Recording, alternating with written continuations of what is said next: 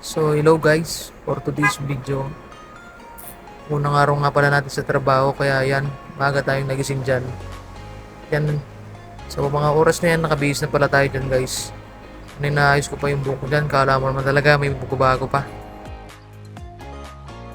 At yan, sa wakas guys, masusuot na rin natin yung mga sapatos natin na nakatago pa sa baul ng ilang buwan. Bigay nga pala ng pinsan natin yan, si Kuya Junjun. Shoutout sa iyo kuya, salamat sa mga sapatos na to.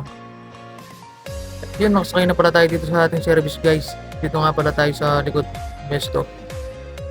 At ito na nga yung pinaka problema ng mga matatangkad dyan. Sobrang haba ng kanilang mga paa. Masahid na yung tuhod sa upuan kaya nahirapat kaming umupo sa bus. At sa mga oras na pala na to guys, kinakabahan na ako dyan.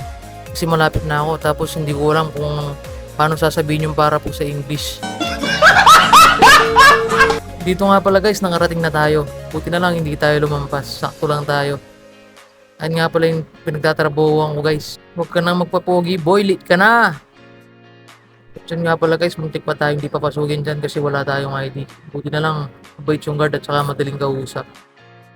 Mamaya na lang pala ulit guys kasi hindi tayo makakapag-video sa loob.